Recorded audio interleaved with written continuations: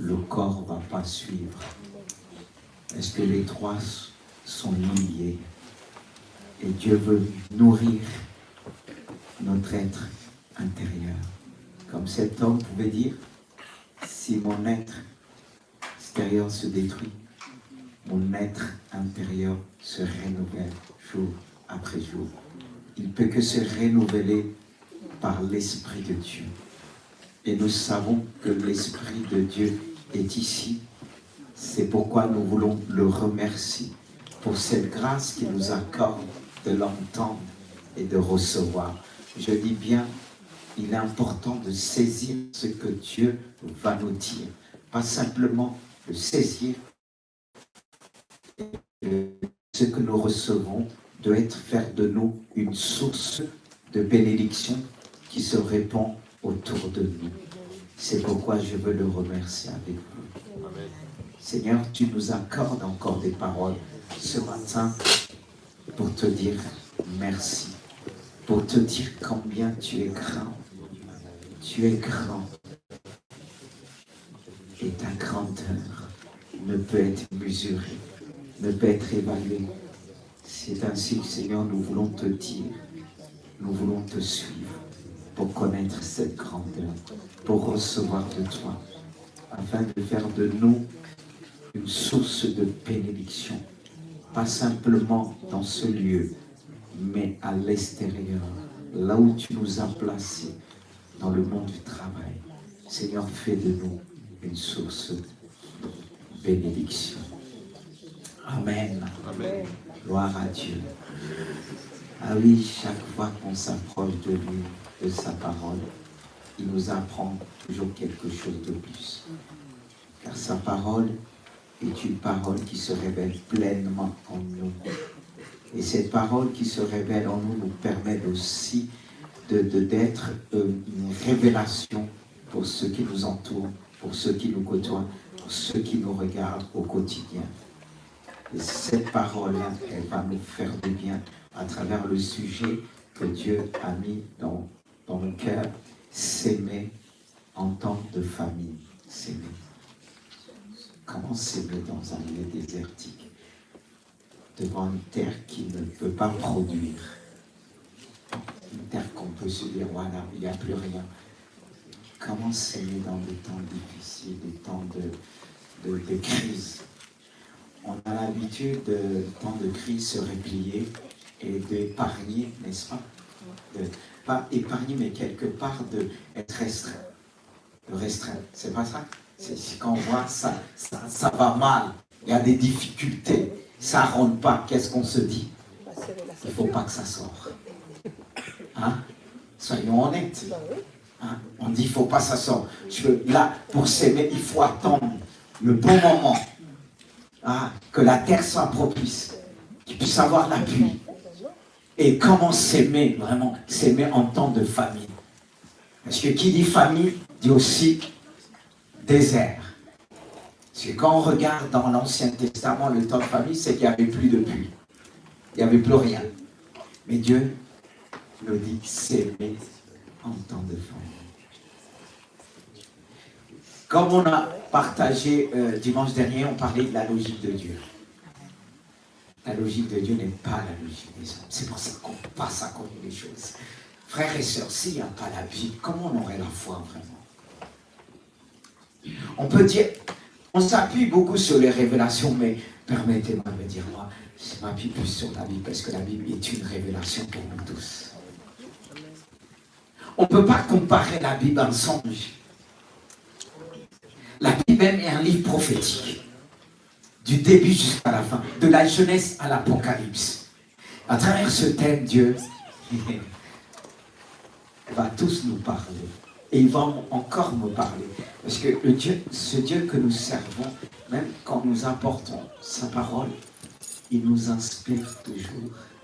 C'est pour ça qu'il faut être toujours attentif, même lorsque nous transmettons la parole de Dieu. Il ajoute toujours. Amen. S'aimer en temps de famille. On va voir comment s'aimer en temps de famille à travers la jeunesse. Un homme que Dieu a utilisé justement pour ça. Il a utilisé plusieurs. Il utilise aujourd'hui, si on est attentif à sa parole, il nous ordonne toujours parfois de s'aimer dans des moments que tout va mal. Tu dis, oh, j'ai rien, mais Dieu dit, sème. Amen. Gloire à Dieu. On dit Amen, mais on est loin de cette réalité. Hein. Vous allez voir.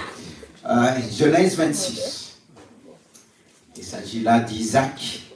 Il y a eu une famille dans le pays, la première famille qui eut lieu du temps d'Abraham. Et Isaac alla vers Abimelech, roi des Philistins, à Guéra. L'Éternel lui apparut et dit, ne descends pas en Égypte, demeure dans le pays que je te dirai. Séjourne dans ce pays-ci, je serai avec toi et je te bénirai, car je donnerai toutes ces contrées à toi et ta postérité, et je tiendrai le serment que j'ai fait à Abraham ton père. Verset 12. Isaac s'aima dans ce pays et recueillit cette année le centuple. Le centuple, c'est beaucoup, hein? Car l'Éternel le bénit. Cet homme devient riche. Il alla s'enrichissant de plus en plus, jusqu'à ce qu'il devient fort. Il n'y a pas de mot. De plus en plus, il s'enrichit. Et il dit qu'il devient encore fort riche. Et c'est dans des temps difficiles, des temps de famine. Comment être riche? Il y en a qui disent le malheur de l'un, ouais, c'est le bonheur, mais ce n'est pas dans ce sens. On n'est pas là pour utiliser le malheur de qui que ce soit pour devenir riche. C'est dans des moments difficiles que Dieu va se glorifier. Alors, quelle leçon pouvons-nous tirer d'Isaac dans ce livre, dans ce contexte de jeunesse? Quelle leçon? Je me suis interrogé. Quelle leçon pouvons-nous tirer d'Isaac? C'est enrichissant. Et l'expérience d'Isaac révèle des profondes leçons sur la foi, l'obéissance et la fidélité de la promesse de Dieu. Oui, la foi. La foi, c'est croire. La foi en temps de famille. C'est bien de proclamer notre foi. Mais comment les gens vont remarquer notre foi? C'est dans des moments de difficulté, mes frères et sœurs. Ça ne veut rien. Ben, on dit toujours oui, j'ai la foi. J'ai la foi, j'ai la foi. Mais ne dis rien.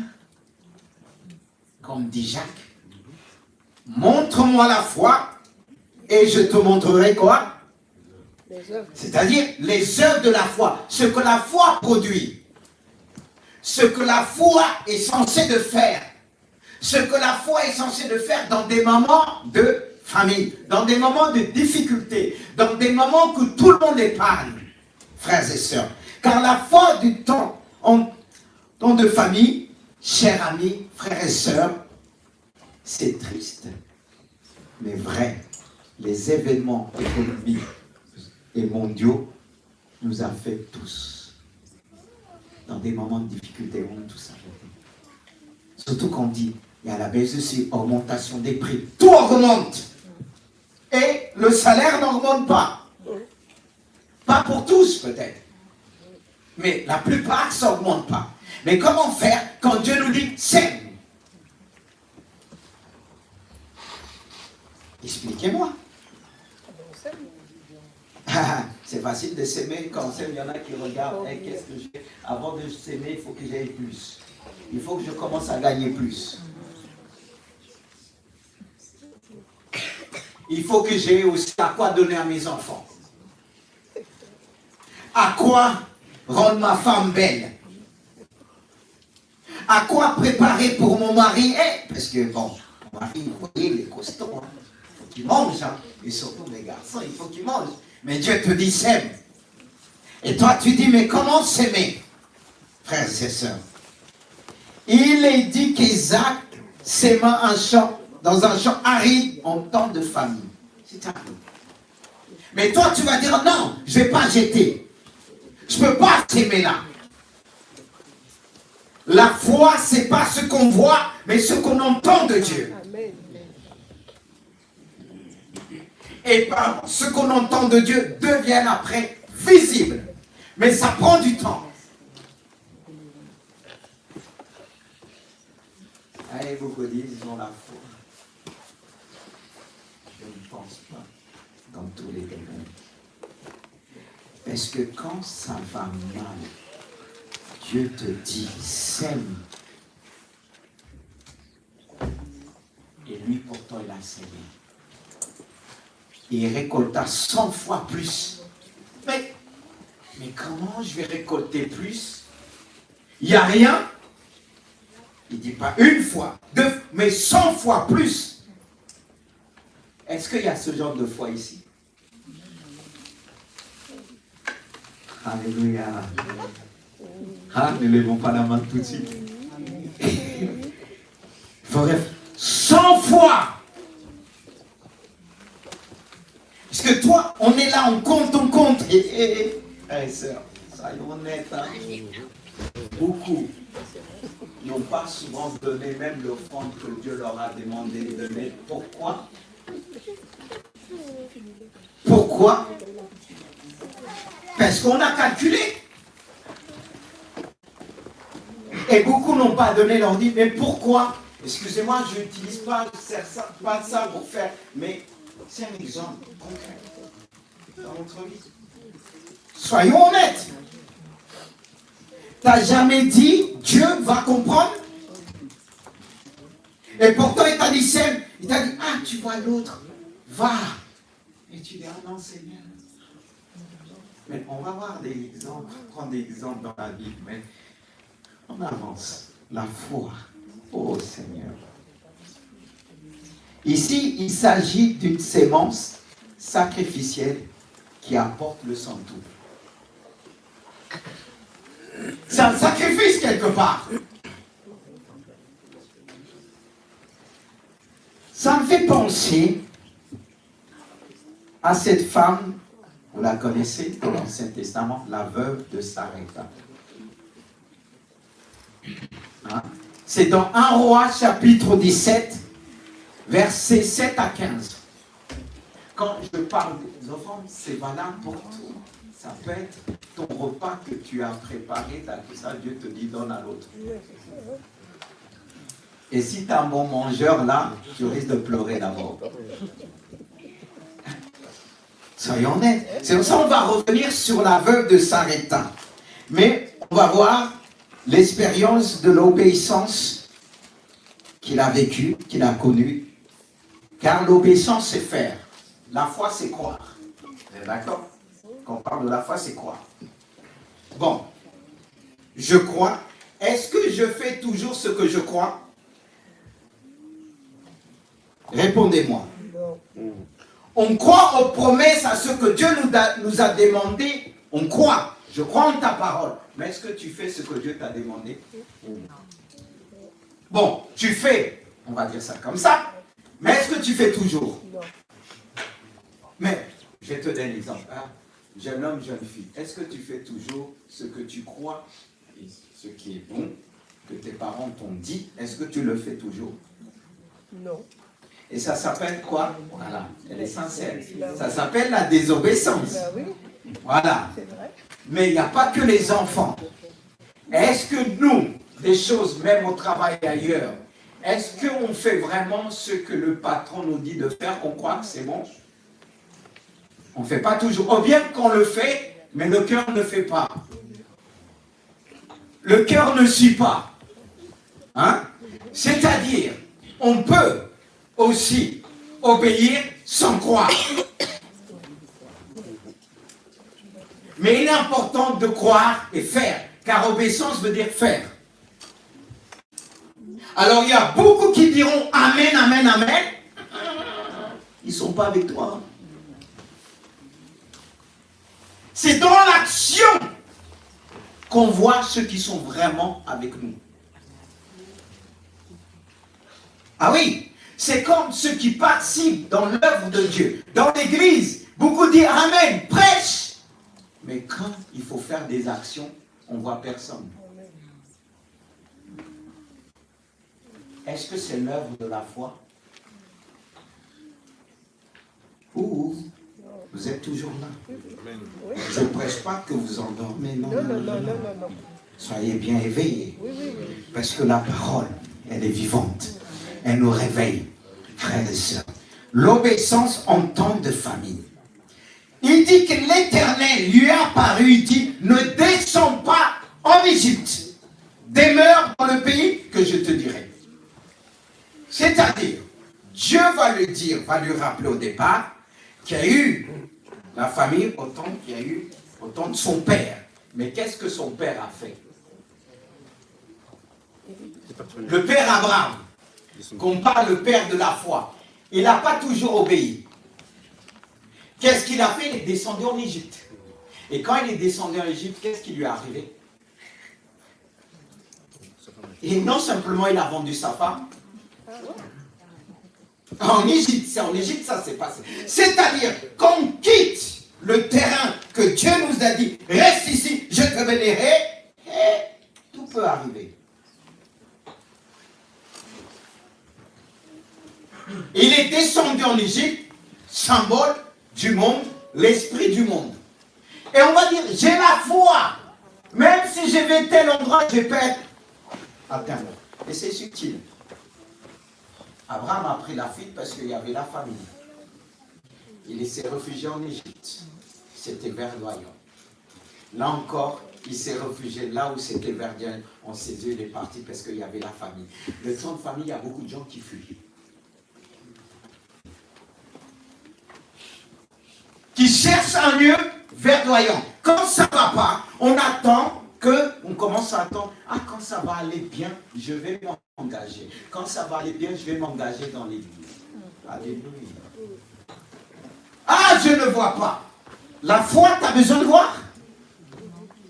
Tu as besoin d'entendre. Et pour entendre, il faut être sensible. Pour entendre, il faut être vrai. Parce que toi, tu n'obéis pas quand on te dit reste là, tu vas à gauche. Quand on te dit va à droite, tu vas à gauche, tu vas à droite. Quand il y a un problème, tu fuis. Il y a des personnes qui changent tout le temps. Quand ça ne va pas, il faut manger dans tous les plats. Et tu appelles ça la foi? Ah, tu dis non, c'est normal, je vais voir ailleurs comment c'est. Il n'y a pas là, il n'y a pas ceci, il n'y a pas ceci. Tu ne peux pas voir parce que tu as les yeux de la chair. Tu n'as pas les yeux spirituels. Tu ne peux pas voir. Mais Abraham, c'est pas qu'il ne voyait pas, il avait peur. Le diable se sert de la peur. La peur de manquer. Et pourtant, il était riche. Et il disait, si je reste là, comment je vais nourrir mon troupeau? Ce que j'ai va disparaître. Beaucoup se disent dans des moments de difficulté. C'est que ça. Si je ne vais pas à gauche, à droite, je vais tout perdre. Mais reste dans le silence de Dieu. Amen. Reste tranquille. Le secours de Dieu viendra. Celui qui te dit ne descends pas. Mais Seigneur, comment je dois pas? Je vais juste revenir. Je vais faire un aller-retour. Tu risques de ne pas avoir peut-être un aller, mais pas de retour. Il y a ceux qui se sont dit, mais je vais juste... Ils ne sont plus revenus. Ils ont quitté le périmètre de la grâce. Il fallait qu'Abraham revienne. Qu'il établisse un autel pour Dieu. Un autel de pardon, de sanctification, de purification. Parce qu'il s'est éloigné. Et regardez, même quand il est revenu, il y avait des conséquences. Quelles étaient ces conséquences-là? Quand il est parti. Il y a d'autres qui s'accordent. Il y a une conséquence qu'il a eue quand il a perdu sa femme. Il est dit, Pharaon, il l'a pris pour femme. Il y en a qui disent qu'il n'a pas touché, et d'autres disent qu'il a touché. La Bible ne dit pas grand-chose. Parce qu'il y en a qui disent qu'on prend pour femme, ça veut dire on scelle la chose. Et peut-être Dieu n'a pas permis, je ne sais, je veux y croire que Dieu n'a pas permis qu'il touche. Mais en tout cas, après, Pharaon était frappé. Au lieu d'être une source de bénédiction, il a été une source de malédiction en Égypte. Parce que Dieu lui a dit, ne descends pas. Mais toi, quand ça va pas, tu ne restes pas tranquille. Tu commences hey! Tu dis c'est ta faute, c'est ta faute. Reste tranquille, c'est pas la foi. Quand tu rouvres ta bouche là, non. Dieu te dit, reste tranquille, reste là, après j'ai la foi, quelle foi? Ça s'appelle la foi, ça? Abraham, ce moment, n'a pas eu la foi. On appelle le père de la foi. Abraham n'a pas eu toujours la foi. Si on doit le noter là, il n'a pas eu 20 sur 20, 0 sur 20. Voyez, quand on quitte l'endroit où Dieu nous a placés, le pire peut arriver. Parce que quand Dieu nous place à un endroit, c'est une protection. N'est-ce pas, on a dit, il est l'abri. Mais toi, tu quittes l'abri et tu penses qu'il sera toujours l'abri. Dieu lui a fait grâce. Et Dieu a démontré sa grandeur. A montré sa grandeur à Pharaon. Est-ce que Dieu voulait frapper Pharaon? À cause de tes bêtises, parfois il y a d'autres qui payent tes peurs, ta désobéissance. Dieu est tellement amour parce que même si il y avait la part de Pharaon, c'est vrai, Pharaon a dit, mais il a dit c'est sa sœur. Tiens, Pharaon, quelque part, il a dit, va-t'en. Il l'a chassé. Parfois, Dieu permet qu'on te chasse. Dieu permet qu'on te chasse. Un coup de pied, vas-y. Pour, à cause de ta désobéissance, que tu puisses prendre un compte. Ah, Dieu, Satan m'a frappé. Dieu même peut permettre qu'il frappe. Si tu sors du périmètre de la grâce. Et quand il est sorti, il est revenu. On dit Dieu de grâce, Dieu veut de grâce, Dieu pardonne. Oui. Qu'est-ce qui est arrivé à Abraham après? Dieu l'a pardonné, mais après, quelles étaient les conséquences? Il y a eu la jeune Agar. Et qu'est-ce qu'ils ont fait avec Agar? Parce qu'il est sorti avec des servantes jeunes et tout ça. Et après, qu'est-ce qui s'est passé? C'est en Égypte qu'il a pris Agar. C'est là qu'Ismaël est venu. Et quand c'est là qu'ils ont été chassés, ça fait mal à Abraham. Et après, il y a eu toujours la guerre. Ismaël et Isaac. De génération. Ah oui, Dieu pardonne, mais il enlève la paix. Mais les conséquences, à nous d'assumer. Et on a l'habitude de Dieu va me pardonner, mais les conséquences, il efface, il n'enlève pas toujours parce que ça nous sert de rester dans l'humilité. Non, il pardonne, non, les conséquences restent. Ça nous fait réfléchir. Nous qui prenons le pardon. Oui, il pardonne. Mais je dirais béni soit Dieu. Il y a des choses qu'il faut éviter. David a été pardonné. Mais après qu'est-ce qui s'est passé dans sa famille? Le frère qui viole sa soeur. Et l'autre fils qui prend encore toutes les femmes de David. C'est fou, hein? Mais est-ce que Dieu n'a pas pardonné? Il a pardonné. Vous êtes d'accord avec moi? Et on dira, alléluia! Mais les conséquences font mal.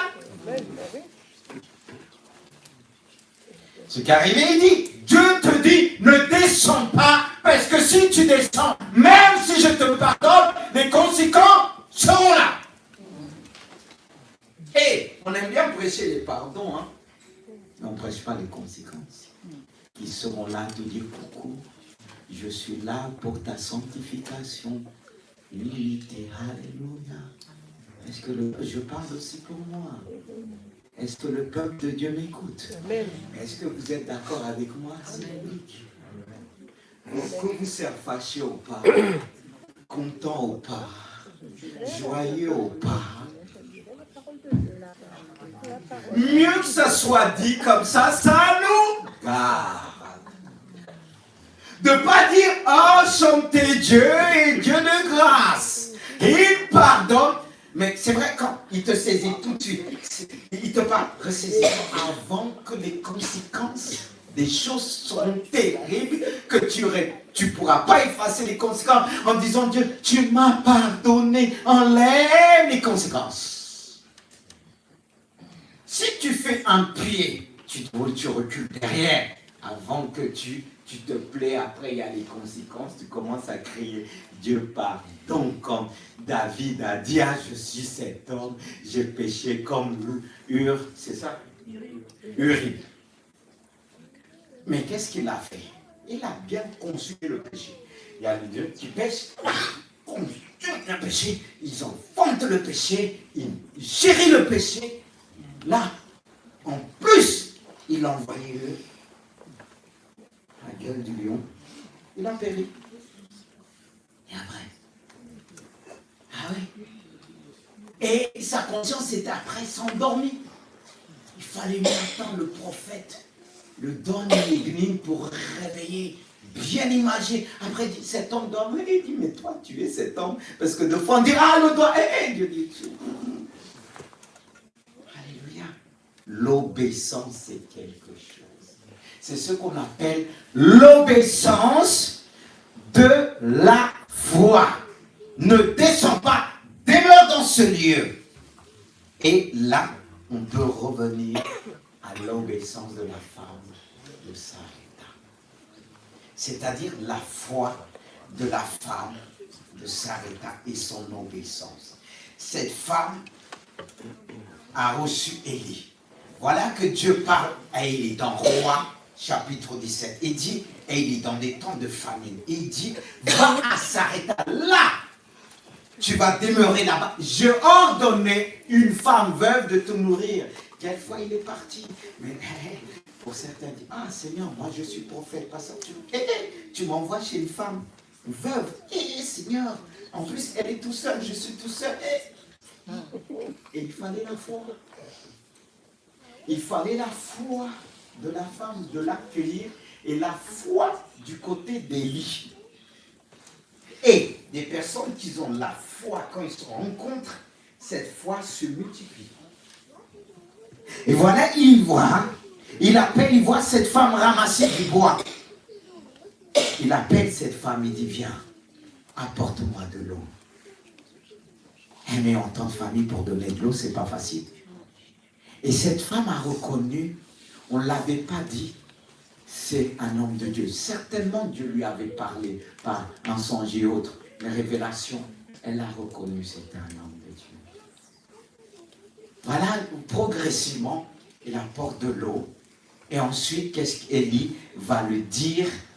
Va, je te prie, va me chercher, je te prie, un peu d'eau, quand il a dit dans un vase, afin que je boive. Elle alla et on chercha, elle alla en chercher, excusez-moi, il l'appela de nouveau, encore. Elle aurait pu dire, cet homme veut me dépouiller. Hein.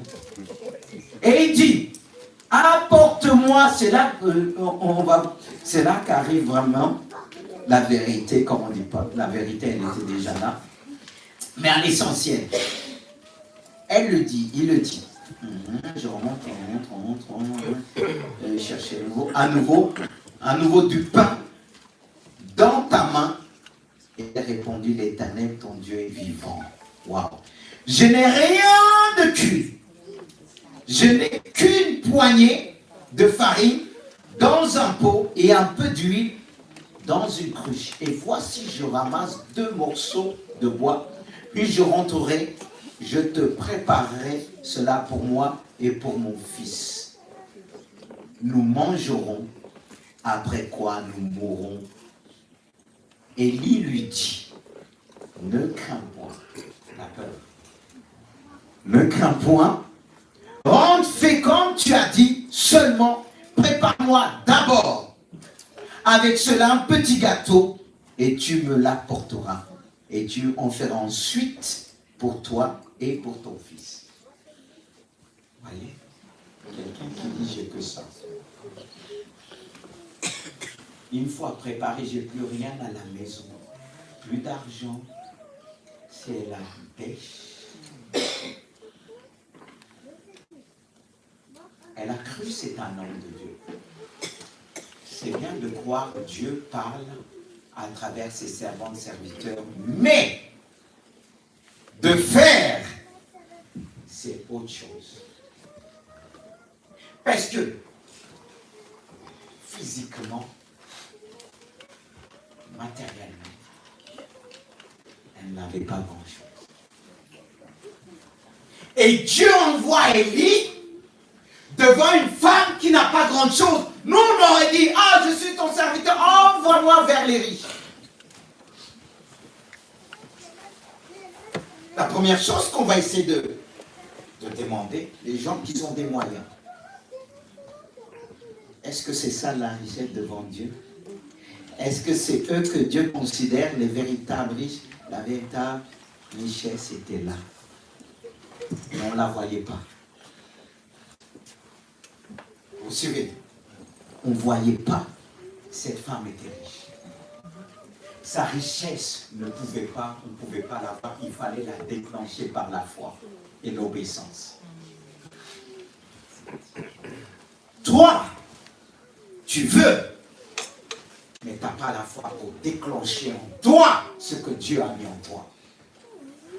Il faut cette sémence qu'on appelle sacrificielle, qui va déclencher ce qui est visible et ce que Dieu veut que ça devienne visible.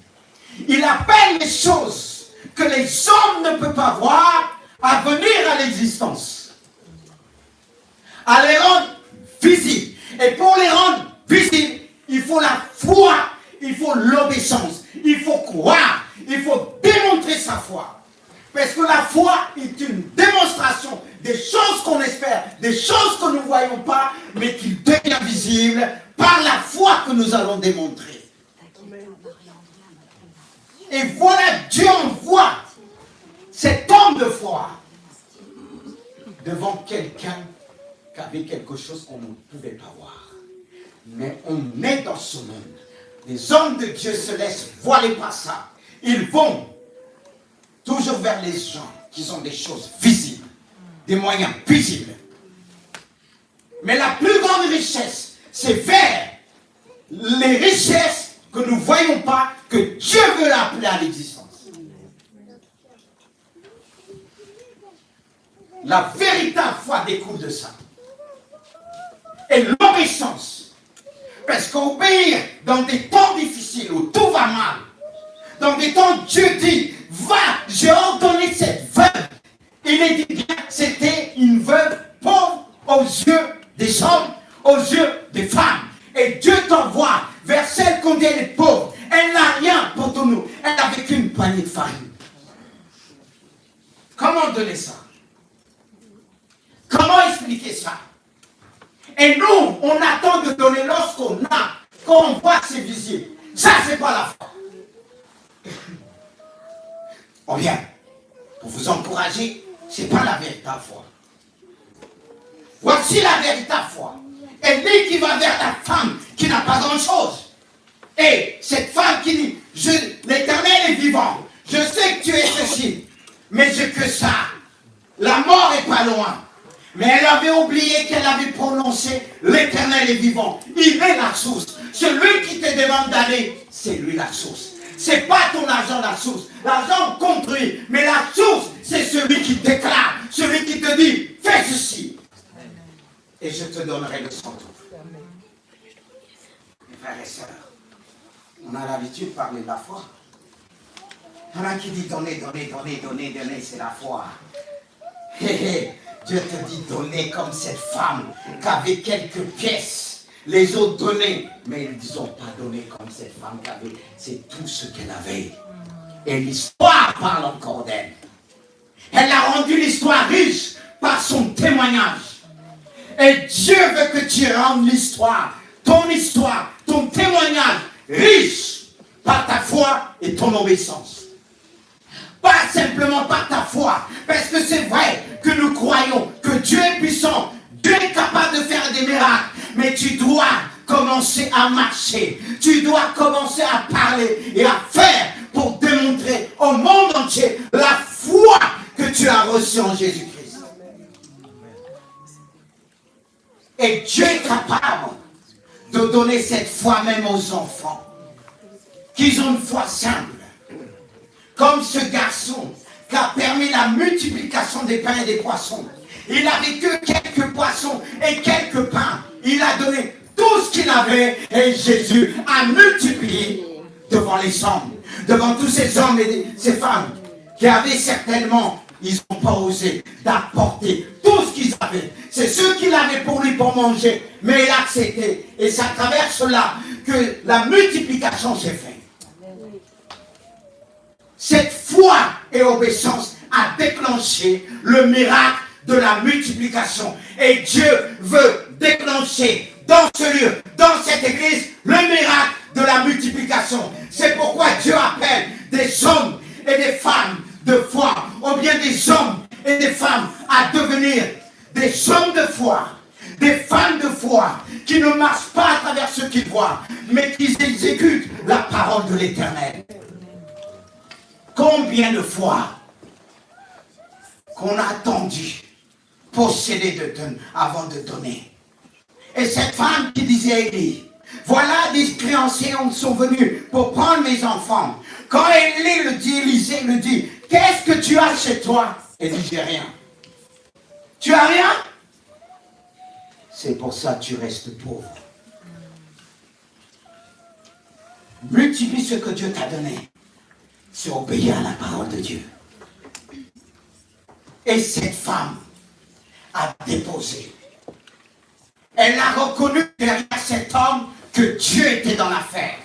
Mais nous, quand Dieu nous demande, on voit des escrocs. Dieu n'est pas un escroc.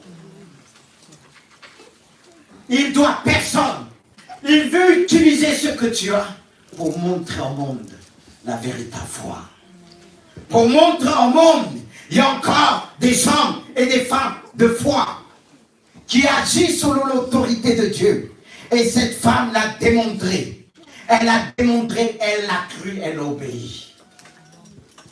C'est pourquoi il est important de dire, Seigneur Dieu, oui, j'ai beaucoup cru. Mais par mon attitude, cela ne s'est pas vu. Combien de fois j'ai compté, dit, ah, je ne peux pas. Même quand on appelle à porter à l'église, je ne peux pas. Parce qu'il y en a qui trouvent leur excuse pour se retirer. Ils disent, ah Seigneur, regarde ce qui se passe dans le monde. On fait ceci, on fait cela. Mais si on regarde à tout cela, ben, on va mourir dans la pauvreté. Ça a toujours existé. Vous savez qu'on dit toujours, oui, ah, les hommes de Dieu, mais demain, dans le monde, et les chrétiens d'aujourd'hui. Est-ce que tous les billets de 500 sont faux? Partout, il y a du faux et du vrai. Mais comment reconnaître le vrai, le faux? Comment on doit reconnaître la chose est faux? Il faut connaître le vrai. Oui. Et si on est honnête avec Dieu, la personne pense qu'elle va te tromper, non? Non. Si Dieu permet qu'on t'a trompé quelque part, c'est pour nous apprendre à discerner le vrai. Nous tous, on nous a trompés. Et je bénis Dieu. Qu'est-ce qui me donne la maturité? Qu'est-ce qui me donne le discernement? Si tu n'es pas trompé, comment tu vas faire attention? Béni soit Dieu si on vous a trompé dans des églises et autres. C'est ce qui vous permet de chercher et prier sincèrement Dieu en disant, Seigneur, je ne veux pas que ma foi s'éteigne, mais donne-moi la foi et que je puisse aller jusqu'au bout. Parce que le diable voudrait éteindre ta foi. Si tu es généreux, le diable va faire en sorte qu'on te trompe et Dieu va permettre que tu fermes ton cœur. Est-ce que cette femme a fermé son cœur? Elle avait un enfant, son seul fils. Imaginez-vous, Claudette, tu n'as qu'un petit truc pour manger, toi et ton fils, il te dit, maman, j'ai faim. Oh bien, ton petit, que tes fils sont grands, il ne va pas dire, maman, j'ai faim. Mais, tes petits-enfants, tu n'en as pas qu'un. Imagine tes petits-enfants là. Tu n'as qu'un truc, tu ne sais même pas comment tu vas les partager une poignée. Et quelqu'un aime sur... Et tu reconnais, c'est vrai qu'il y a des hommes de Dieu qui vont dire qu'ils dépouillent les gens, qui utilisent ça. Mais toi-même, tu as reconnu, c'est une servante, c'est un homme de Dieu, tu le dis, l'Éternel, tu as reconnu, tu as cru. Mais maintenant qu'il te demande, tu dis, homme de Dieu, hey, ordonne que ces pierres deviennent des pains. Hey, tu vas dire, mais Dieu fait des miracles. Mais vas-y. Mais si tu es un homme de Dieu, je sais que tu es un homme de Dieu, fais le miracle là. Mais c'est de pas de cette manière que Dieu voulait faire le miracle. Dieu veut faire le miracle avec toi. Mais si tu écoutes tes raisonnements, il y a des moments, hein, c'est vrai qu'il faut réfléchir. Mais l'intelligence du Saint-Esprit.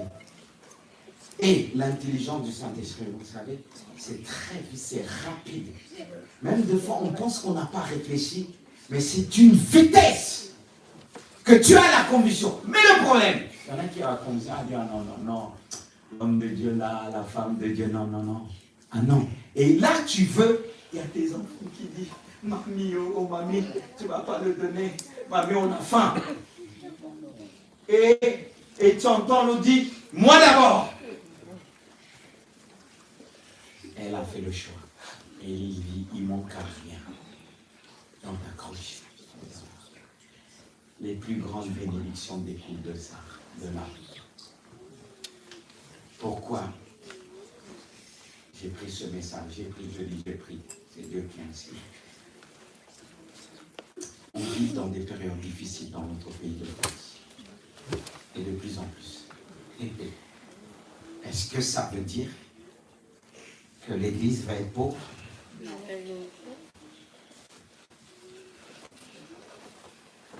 C'est dans des moments difficiles que Dieu multiplie. C'est là que Dieu verra celui qui a vraiment la foi. C'est là qu'on verra les véritables chrétiens. Béni soit Dieu pour s'il y a une famille qui doit venir. Parce que de vous à moi, on veut voir les hommes vrais de foi, d'obéissance. Pas des gens qui disent, oui, je crois, faisons ceci. Mais quand tu tournes, il n'y a personne. Ça existe, hein? C'est pour ça, moi, l'église, quand on va faire, je reste encore, j'attends. Parce que combien de fois, que quelques personnes. Et il y en a qui attendent pour voir. Demande d'entendre la voix de Dieu. Parce que si tu demandes de voir, c'est pas sûr que tu vas voir. Et au bien, tu vas voir quand sera fini le temps de la sémence. Et on a l'habitude de dire, mais c'est pas grave, je peux me rattraper. Les gens diront, comme dit la Bible, ceux qui s'aiment, ceux qui m'assortent se réjouiront ensemble. Dites Amen. Mais je vais vous expliquer. Quand il y a un temps de sémence, il faut le faire.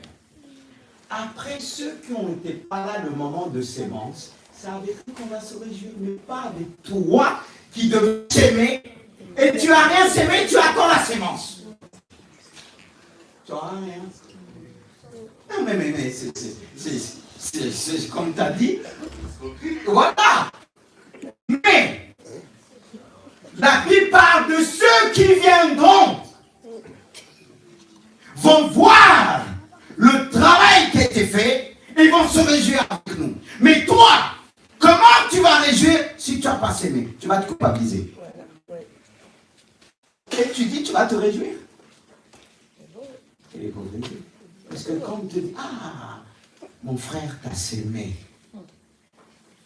tu vas dire, ah, on parle de la moisson comme on dit, ah, quand quelqu'un dit c'est grâce à la sémence, mais on parle de la moisson, ah, tu vas dire, ah, je n'en fais pas partie. Alléluia. Amen. Pour l'instant, on est tous des séments. Alléluia. Amen. Tous. Alors, quand vous utilisez ce passage, il faut connaître, laisser les choses dans leur contexte. Et quand on s'aime spirituellement, moralement, et quoi? Oui, physique. Et quoi encore après le physique?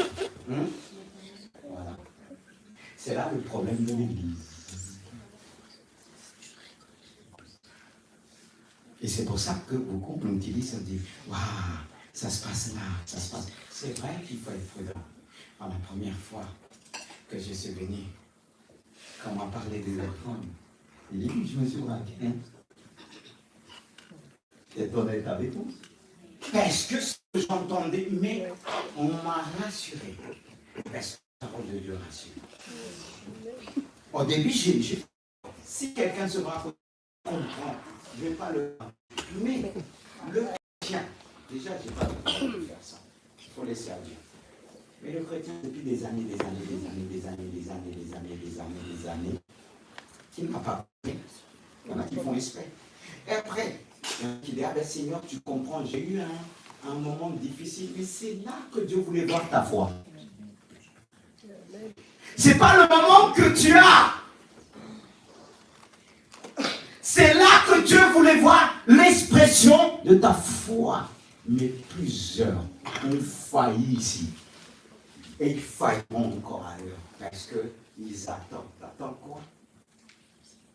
Comment Dieu veut te prouver qu'il est Dieu? Attendre que tu as. Si tu ne donnes pas comme tu n'as pas, tu ne donnes rien. Parce qu'on a toujours. Cette femme a dit, j'ai rien. Elle a dit, Élisée, j'ai rien. Mais elle a dit, qu'est-ce que tu as? Il a insisté qu'elle a fini par dire, j'ai un petit, je ne sais pas quoi. Oui. Qu'est-ce qu'il a eu, le Dieu de gloire? Parce que ce Dieu qui te dit, il est lui-même la source. Il sait que tu es la source. Mais pour comprendre que tu es la source, il faut déclencher cette source. N'est-ce pas qu'il dit, Abraham, je ferai de toi une source de bénédiction pour les nations. Quand il s'est séparé avec l'autre, l'endroit que Dieu l'a montré était un endroit désertique. C'était là la bénédiction pour Dieu. Frères et sœurs, quand la Bible parle de la foi, on parle de la vue. On parle de ce qu'on a entre les mains. Pas ce que tu as, ce que Dieu a, ce que Dieu veut te donner, montrer, par la foi. Oh Dieu de grâce. Quand je lis ce passage de la veuve, je dis, Seigneur, combien de fois on peut passer à côté de choses? Dieu peut envoyer quelqu'un qui, même pas d'apparence, rien. Dieu va dire, tu bénis, appelle la personne, va te toucher, tu vas. Est-ce que tu sais, tu connais celui qui te touche? Dieu, ouvre les yeux de nos cœurs. Amen. Frères et sœurs, Dieu permet qu'on entende ces messages continuellement parce que le monde peut nous dévier vite. Vous savez, quand à Paris, quand on se travaille, quand on est à Paris, il y a des gens qui demandent l'argent, des fois il y en a qui font exprès. Mais tu peux avoir cette habitude quand tu dis, laisse-moi tranquille. C'est vrai. C'est là qu'il faut faire attention. Parce qu'il y a des faux mendiants. Il y a des faux mendiants qui on voit comment ils s'entraînent à marcher avec un bâton, qui boitent, ils sont forts. Mais quand tu as vu tout ça, tu peux fermer ton cœur. Ça se comprend. Mais si tu fermes tes yeux, physique, mais que Dieu puisse ouvrir les yeux de l'esprit. Amen. C'est plus important. Et c'est là que tu pourras vraiment connaître le dernier point, la fidélité des promesses de Dieu au temps de la famille. La fidélité, la richesse de Dieu au temps de famille. Alors, moi, quand j'entends les gens dire, comme j'ai dit à mon oncle qui est chrétien, dire, ah, la France va mal, on va couler. J'ai dit, moi, je ne peux répondre. Amen. Alléluia. Parce que, d'accord, je peux dire, je n'ai pas carte d'identité, nationalité française, mais ma véritable identité, il est la source de la vie. Et la femme a eu raison de dire, même dans les moments de famille, l'Éternel est vivant. Est vivant. Amen. L'Éternel est vivant. Mais ne laisse jamais ton travail te détruire, prendre tout le temps. Amen. Sache que tout peut passer. Mais celui qui fait la volonté de Dieu demeure éternellement. Amen. Il est la source. Parce que si Dieu te demande quelque chose, il veut quand tu te pointes devant les gens en disant, je vais vous bénir, je vais vous nourrir. Mais avec quoi? Avec mon Dieu.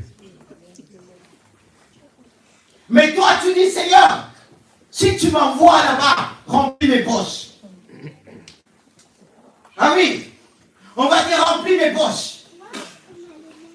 Non, alors Seigneur, quand je dois donner ma dîme, il faut que je travaille, il faut que je fasse ceci. Non, il y a toujours quelque chose. Il y a toujours. Cet homme a dit, j'étais jeune, j'ai vieilli, et jamais vu le juste mendier son pain. Alléluia. Parce que notre Dieu est vivant. Il honore la foi de ses justes. C'est pourquoi il dit, mon juste vivra par sa foi. Est-ce que tu es le juste de Dieu? Est-ce que son juste qui peine, qui naît dans la difficulté, et il a toujours de quoi manger, parce que son Dieu est vivant. Amen. Alors, permettez-moi de te dire, ta richesse ne dépend pas de ton travail. Ta richesse ne dépend pas de ta force, mais elle dépend de celui qui t'a appelé. Celui qui te dit, va, je vais te nourrir. Va, il y a la famille, il y a ceci. Il a dit, Haïli. Mais il a nourri Élie. Il a commencé par le nourrir par des corbeaux. Va dans le trône de Dieu. Là, j'ai ordonné en premier les corbeaux. Il est celui qui dit, la chose arrive. Alors, si tu as des biens, Dieu est capable de te donner le centuple. Parce qu'il est dit qu'Isaac allait de plus en plus. Et certainement ce que tu as aujourd'hui, c'est à cause de cette foi qui est obéissance que Dieu a déclenchée. Alors, frères et sœurs, ne dis jamais j'ai rien. J'ai vu des gens parler, disaient, ah c'est impossible, la loi dit ceci. J'ai dit, souvent j'ai dit, parle pour toi. Mais je sais que Dieu est vivant. Amen. C'est pourquoi cet homme m'a dit, l'Éternel est mon berger, je ne manquerai de rien. Mais toi, il te manque. Parce qu'on attend pour posséder, on se fait petit. Et quand tu parles à des gens qui ont des moyens, tu trembles. Pourquoi tu trembles? Ça, c'est une fausse humilité. Tu ne trembles pas devant Dieu et devant celui. C'est pas bon. Non, je dois respecter, mais pas trembler devant celui que je tremble. C'est mon Dieu qui me dit de marcher, même dans l'âme de la mort. Je ne crains rien, de rien craindre, parce que sa huette et son bâton me rassurent. Et il presse en face de nos ennemis une table. Et quand il met une table, je peux voir mes ennemis. Il me dit, il possède ceci. J'ai dit, moi, je ne peux pas te raconter ce que je possède. Parce que c'est tellement dans le ciel et ça se répand sur la terre. Alléluia. Gloire à Dieu. Selon les besoins. Mais nous, on veut tout de suite avoir. Est-ce que tu as besoin? Est-ce que tu as besoin de ce que tu demandes? Tu demandes pour montrer aux autres que tu as. Mais tu n'as pas besoin. Quand tu auras besoin, le ciel va s'ouvrir pour toi. À condition que tu la déclenches par la foi. À condition, tu te dis, je ne vois pas, mais j'entends une voix qui me dit, vois, obéis, pose un acte. Mais c'est là le problème. Parce qu'il y en a qui possèdent, qui croient qu'ils possèdent. Tu crois que tu possèdes? Tu devrais arriver au centre. Est-ce que tu as du mal à rester en place? Et je parle à tous ceux qui ont soi-disant des moyens. Bon, c'est pas pour minimiser, mais je préfère minimiser parce que celui qui a des moyens, c'est notre Dieu. Dans tous les domaines, spirituellement, moralement, physiquement, matériellement. Mais quand Dieu te dit, reste en place, demeure là, un temps, tu dis, mais comment je vais faire? Les affaires. Alléluia ta foi. Ton obéissance. Parce que permettez-moi de vous dire, frères et sœurs, à tous ceux qui possèdent, je me suis toujours dit, est-ce que Seigneur, ça ne devait pas être plus que ça quand il m'accorde? Et beaucoup se contentent, ils ont à peine se contentent. Or, tu devais centuple de... Quand il dit, Isaac allait de plus en plus, s'enrichir de plus en plus, être fort riche. Il n'y a pas de mot pour décrire sa richesse. Mais il a gardé son cœur pour Dieu. Parce que la plus grande richesse, c'est notre cœur pour Dieu. Amen. Parce que la Bible dit à quoi sert un homme de gagner le monde s'il ne voit personne. Parce que si ton âme est avec Dieu, ta richesse va te suivre quelque part là-haut.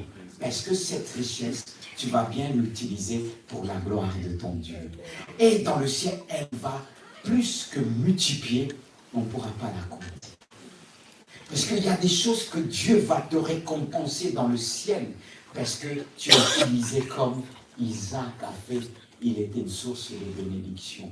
Parce qu'il était une source de bénédiction pour Guérin, pour le roi de Guérin qui est venu le chasser. Il était jamais voyé, mais il n'a pas pu le chasser. Parce qu'il a encore repris. Parce que là, il allait faire des puits et les Philistins n'arrivaient pas. C'était le désert. Quand ils creusaient, il n'y avait rien. Mais quand Isaac arrivait, il creusait, il y avait de l'eau.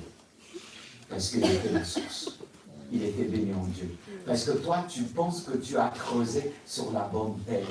Parfois, c'est la mauvaise terre, mais tu es la source. Tu es la source. Alors, si Dieu te dit, je vais faire ceci, ne regarde pas tes moyens, mais regarde à celui qui te dit, je vais faire ceci. Alors, celui qui t'envoie, va dans cette entreprise, va dans cette école, et toi, tu dis, fais pas ceci, ils sont plus... Non. Peut-être les autres te dépassent, mais ils ne dépassent pas Dieu. Dieu va te donner un niveau élevé. N'est-ce pas qu'il est dit, je ferai de toi la tête, non la queue. Tu seras toujours en haut, jamais en bas. Jamais en bas. Alors si Dieu te positionne en haut, c'est pas te mettre de temps en temps, tu descends et tu montes. Non. Tu dois te maintenir par la foi. Tu dois garder cela. Alors dis-toi, ce que tu as, dis, Dieu t'emmène à avoir le centuple. Est-ce que vous m'entendez? Est-ce que vous avez compris? Parce que Dieu ne nous arrête pas que tu as, qui limite les choses. Il veut, comme il a dit à Isaac, la fidélité, la promesse de Dieu. Quand j'ai dit Isaac sèma dans ce pays, récolta la même année le centuple et l'Éternel le bénit. Cet homme commença à prospérer de plus en plus, sans oublier la promesse pour sa postérité. Il dit, je te bénirai, car je donnerai toutes ces contrées à toi et ta postérité. Je tiendrai le sermon que j'ai fait à Abraham, ton père. C'est pas vous. Dieu ne s'arrête pas qu'à toi. Ne regarde pas qu'à toi, c'est-à-dire à tes enfants. Et il le répond autour de toi, Dieu est bon. Alléluia. Le problème, beaucoup quand ils ont quelque chose, je suis arrivé, c'est toujours un processus avec Dieu. Un processus qui nous emmène vers le ciel. Ta richesse doit t'accompagner jusque le ciel. Ce que tu possèdes, c'est jusque le ciel. Ce que tu possèdes, Dieu veut utiliser pour bénir les autres, pour être une source de bénédiction. Ce que Dieu a béni matériellement en premier, il doit être une source de bénédiction. Comme Paul disait à Timothée, exhorte les riches qui ne soient pas avares, mais qui exercent la libéralité. Pas dans n'importe comment. Je ne dis pas n'importe comment. On doit réfléchir parce que Dieu nous a donné la réflexion. La science de la réflexion. Il nous a donné ça. C'est l'ensemble de la connaissance qui nous permet de, parfois, c'est dans un court temps délai, mais Dieu nous a donné la capacité, un peu de temps, réfléchir, parce qu'il a ouvert ton esprit. Et qui ce qui va te permettre de faire les choses. Alors le problème, que Dieu se révèle souvent pleinement, mais on est là, on regarde avec les yeux humains. Vous savez, même, je donne ce témoignage, après je vais m'arrêter là. Ce témoignage, cette femme qui est venue avec une canne, certain âge, j'ai dit, approche-toi. Enlève dans ta tête ce que les médecins t'ont dit, c'est l'âge. Parce que vous savez que de fois on dit, ah c'est l'âge, c'est l'âge, c'est l'âge, c'est l'âge. Et ça joue en toi. Mais tu oublies que Dieu renouvelle malgré l'âge. Amen. Oui. Et pour te renouveler, Dieu est capable de te dire, ne mange pas ceci, ne mange pas cela. Mais on ne veut pas écouter ça. On entend cette voix qui nous dit, mais quand tu as besoin, quelqu'un vient avec la main dans le bas de voix, ne mange pas. Tu as besoin de ta femme de dire, ne mange pas. Mais si ta femme ne va pas te dire ça, elle a l'habitude de préparer ça, mange mon chéri. Et toi, tu vas dire, c'est une voix. Mais la voix qui te dit, ne mange pas, est-ce que Dieu veut te rajeunir?